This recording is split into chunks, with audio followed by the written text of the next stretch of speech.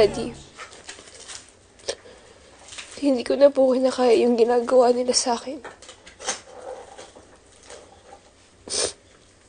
Sinasaktan na po nila ako.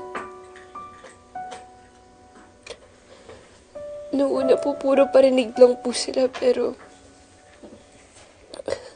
ngayon po nakakaya na po nilang sampalin ako. Hindi ka nila dapat sinasaktan. Hindi ka nila dapat minamaltrato. Hindi ko to deserve. Minsan po naiisip ko na umalis na lang po ako. Umalis ka na lang, anak. Hayaan mo na ako. Hayaan mo na lang ako dito. Mas gugustuhin ko pang maiwang mag-isa. Kaysa yung nakikita kitang sinasaktan nila. Sige na, anak. Iligtas mo na ang sarili mo. Hindi kita pwede iwan.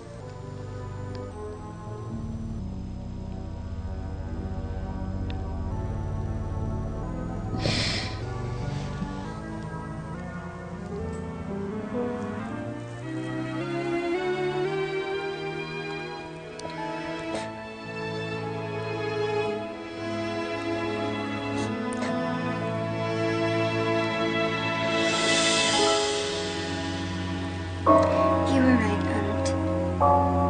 Hindi nga iiwan ni Pia ang daddy niya. Told you so. Sila pa rin ang kawawa sa sitwasyon na to. Hawak natin sila sa liig.